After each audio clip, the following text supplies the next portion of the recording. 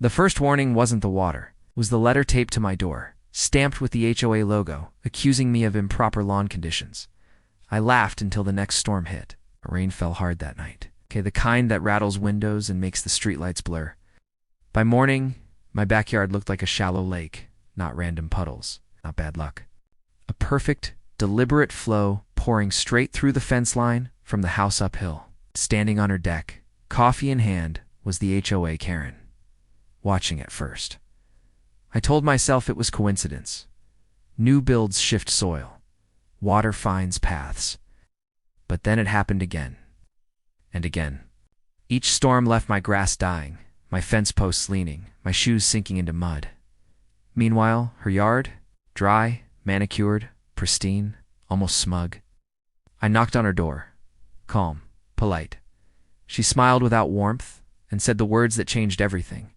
The HOA approved my drainage improvements. If you have an issue, file a complaint.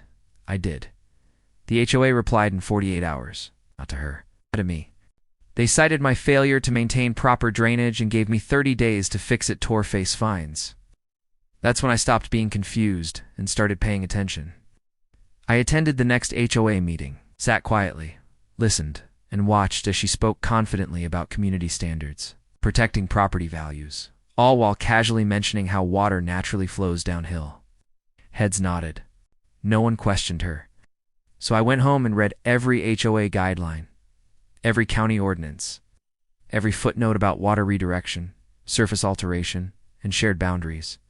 And buried deep in the paperwork was the detail she'd counted on no one reading. HOA approval didn't override county law. Instead of fighting her directly, I did something better.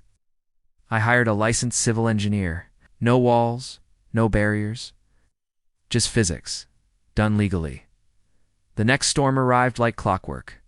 Water flowed. But this time, it didn't settle in my yard. It moved. Quietly. Efficiently. Right back to where it originated. Not flooding. Not damage. Just persistent saturation along her foundation line. 2 days later, my doorbell rang.